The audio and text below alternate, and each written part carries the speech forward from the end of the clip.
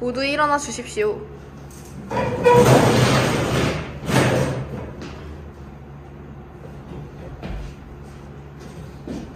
모두 앉아 주십시오.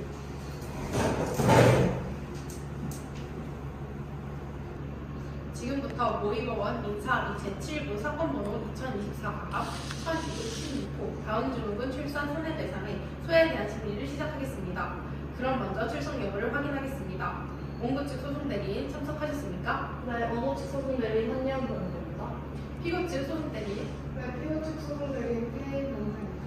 피고 측 증인 장혜정 씨, 그리고 피고 본인 박인영 씨 오셨습니까? 네. 양측 소송 대리인은 증인에 대하여 신문을 해주시고 필요하면 대질 신문도 하겠습니다. 증인 신문 순서는 원고 측, 피고 측 서로 진행하겠습니다. 이에 양측 의의 있으십니까? 그렇습니다. 증인은 지술서를 보고 증언해서는 안 되며 양측 소송 대리인은 제출한 증인 신문 사항에 따라 신문하여 주시길 바랍니다. 또한 내용에 없는 질문은 제한할 것임을 미리 밝힙니다. 예, 주의하겠습니다. 예, 잘 알겠습니다. 피고 측 증인 장혜정 씨 증인석으로 나와주세요.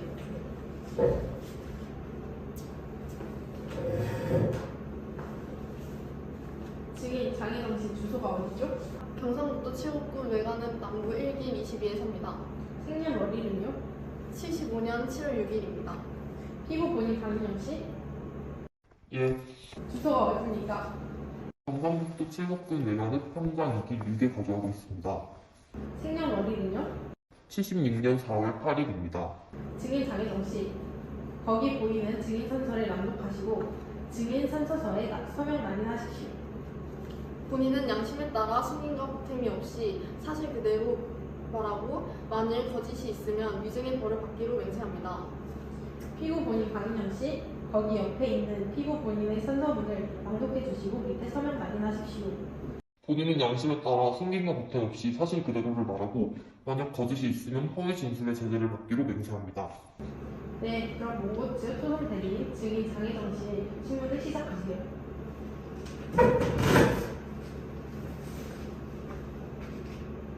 증인은 수십병원 산부인과에서 왔습니까? 네, 맞습니다. 혹시 임신했을 때 기형아 검사 종류에 대해 설명해 주실 수 있으신가요? 일단 트리플 와커 검사와 양수 검사, DPT 검사 등이 있습니다. 보통 기형아 검사를 할 때 몇 가지 검사를 진행하나요? 보통 1차에 초음파 혈액 검사를 진행하고 2차에 노체 혈청 알파 태양 단백 테스트, 4주 스크린 테스트, 초음파를 진행해 5개 정도 진행합니다. 추가로 DPT 검사를 진행하고 양성 판정이 나오면 양수 검사를 진행합니다. 그렇다면 양수 검사만 진행한다면 매우 부정확한 결과를 얻을 수 있나요? 네, 맞습니다. 매우 미세한 염색체 이상과 맨델성 질환이나 다인자성 질환 등 그 외 상당 수의 태아 기형은 염색체의 분석만으로는 알 수 없습니다. 알겠습니다. 협조해 주셔서 감사합니다. 이상입니다. 그럼 피고 측 소송 대리인 반대 신문 있습니까? 네, 있습니다. 장혜정 씨의 기형아 검사로 파악할 수 없는 경우는 어느 정도 되나요? 트리플 와커 검사의 경우 모체의 혈액을 이용하여 다운 증후군 등의 염색체 이상 및 심혈관 결손으로 인한 선천적 기형 여부를 대강 가려내는 선별 검사일 뿐 기형아의 확진이 가능한 진단 검사가 아니고 양수 검사도 아까 말씀드렸다시피 판단 결과가 부정확할 수 있습니다. 기형아 검사를 주기적으로 하는 것이 아니라고 알고 있습니다. 그렇다면 기형아 검사 끝난 후에 이상이 생겨 기형아가 될 수 있나요? 네, 그렇습니다. 임신 초기에는 장애를 결정하는 호르몬이 나오지 않고 임신 후기에는 인공 임신 중절 수술을 하면 산모가 위험할 수 있기 때문에 위에 말씀드린 검사들을 모두 보통 임신 중기에 진행하는 검사입니다. 따라서 임신 후기에는 검사하지 않아서 그때 이상이 생길 수 있습니다. 알겠습니다. 협조해 주셔서 감사합니다. 이상입니다. 증인 수고 많았습니다. 내려가도 좋습니다.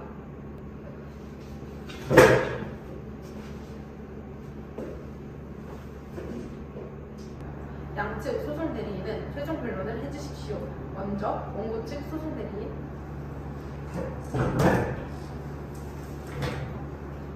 존경하는 재판장님, 원고는 당시 병원에서 양수 검사 하나만 진행하였습니다. 따라서 부정확한 결과를 얻게 되었고 이에 따른 출산 전 발견하지 못했던 장애아의 존재에 대해 알게 되어 출산 후 받은 정신적 피해에 대한 손해배상을 요구하는 것일 뿐입니다. 또한 만약 피고가 양수검사 이외에 다른 기형아 검사를 실시하였다면 적은 확률이라도 기형아라는 결과가 나왔을 것이고 장애아가 태어나지도 않았을 것입니다.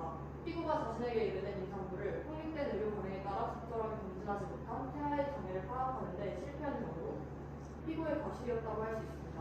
따라서 피고는 이에 따른 정신적 피해와 양육비의 일부를 보상해야 됩니다. 다음 최종별로 마치겠습니다.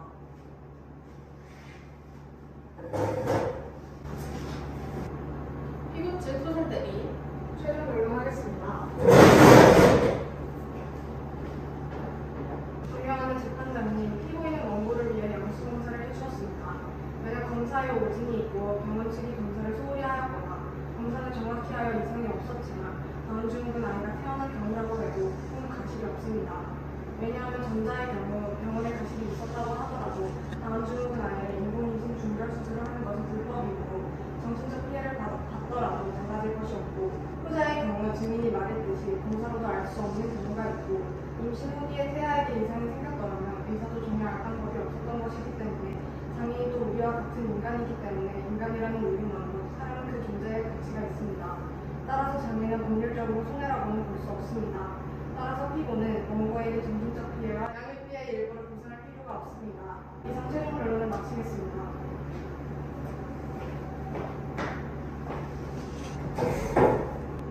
좋습니다. 이것으로 변론을 종결하고 선고는 2024년 12월 17일 오전 10시 이후 410호 법정에서 하겠습니다. 모두 일어나 주십시오.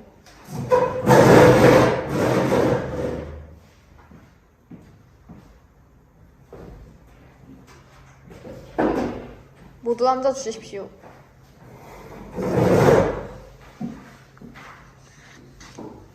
지금부터 모의법원 민사합의 제7부 사건번호 2024가합 1216호 다운증후군 출산 손해배상 사건 판결을 선고한다. 다운증후군이 모자보건법상의 인공임신 중절 사유에 해당하는지 여부 및 의사의 검진 부족으로 다운증후군에 걸린 아이를 출산한 것인지 여부, 장애를 갖고 출생한 것 자체를 법률적인 손해로 볼 수 있는지 여부를 판결한다. 원고가 피고에게 요구한 정신적 충격과 양육비의 상당액을 손해배상 청구를 기각한다.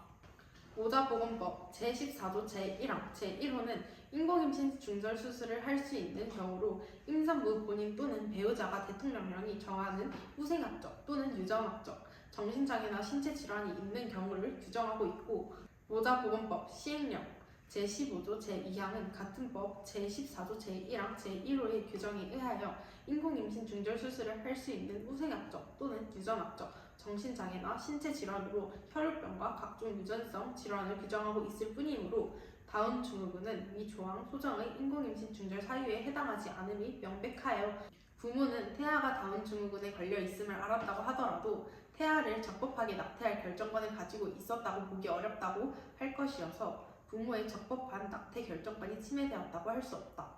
또한 헌법 제10조 인간 생명의 존엄성과 그 가치의 무한함에 비추어 볼 때 어떠한 인간 또는 인간이 되려고 하는 존재가 타인에 대하여 자신의 출생을 막아줄 것을 요구할 권리를 가진다고 보기 어렵고 장애를 갖고 출생한 것 자체를 인공임신 중절로 출생하지 않은 것과 비교해서 법률적으로 손해라고 단정할 수도 없다.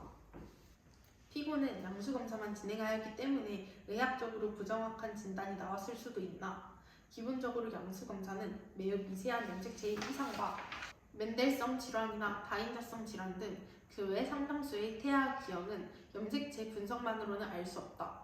또한 이외의 기형아 검사 또한 모든 선천성 이상을 100% 진단할 수 있는 것은 아니고 임신 중기에 기형아 검사가 종료되고 임신 후기에 다른 이상이 생길 수도 있다는 점을 고려하여 의사의 과실이라고 볼 수 없다. 원고가 피고에게 요구한 정신적 충격과 양육비의 상당액을 손해배상 청구는 마땅한 이유가 없어 이를 기각한다. 이상과 같이 판결을 선고한다.